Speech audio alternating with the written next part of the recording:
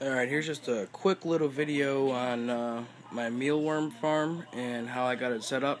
It's nothing real big, it's actually a very small farm right now. Eventually going to become a bigger one. Yeah, I'll show you a little bit of what I got going on here though.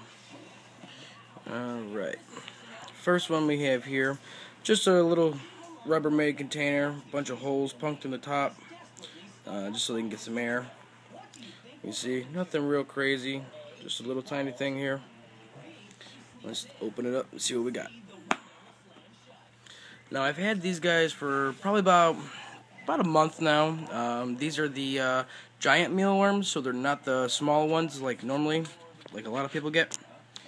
Yep. So what I have down here for the substrate or the bedding is, as a matter of fact, I have crushed up Cheerios, and also I have some crushed up Rice Krispies treats. And I also have a little bit of oats in there, and what that's going to do is that's going to be their bedding, and they'll also eat that as well. So you can just dump your mealworms right in here, and actually you can just leave them in there for weeks and weeks, and they will survive no problem in there. So yeah, here we're going to take a look and see what we got. I don't have too many mealworms left. My chameleon's been eating them pretty hardcore lately. But I do have quite a bit of them that have turned into pupa. I'll show you what the pupa looks like actually. And what's going to happen is once the mealworms evolve into the pupa will then evolve into the beetles, which will produce the eggs, and you will get the baby mealworms from that. And your mealworm colony will just continue to grow from there. Once they turn to beetles, though, I will say you do have to separate them because they don't eat the exact same stuff, and they will die in this stuff. So, yeah, just take a look, see what we got here.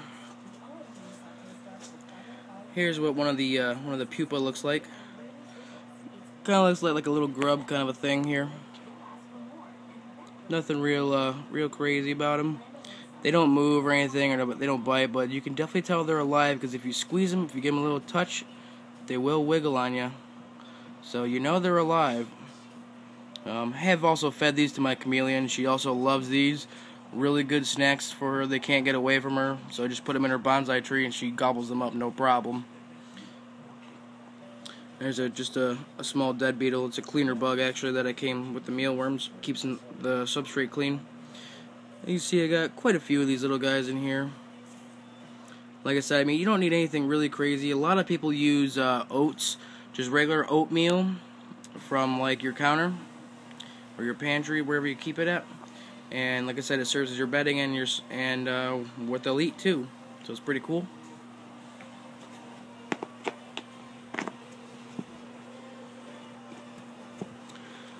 Get that nice and tight.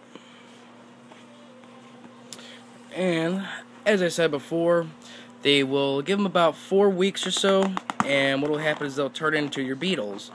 And the beetles are what's going to produce your baby mealworms, which will grow up into bigger ones, and you can feed them to your reptiles afterwards, or fish, or whatever you want to feed them to. Once again, another just real quick Rubbermaid container. Just got some holes poked in it, stabbed it with my knife a few times. Just give them a little bit of air. They're good.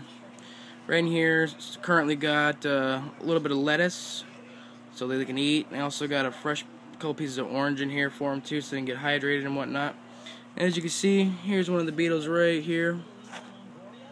They whenever they first hatch, I'm gonna tell you, it's gonna look really weird. When they hatch, they're going to be like a whitish kind of a color on their backs, whitish kind of light brown.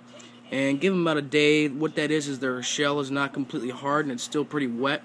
So give them about a day, and they'll turn into these guys right here, as you can see. Trying to pick them up here.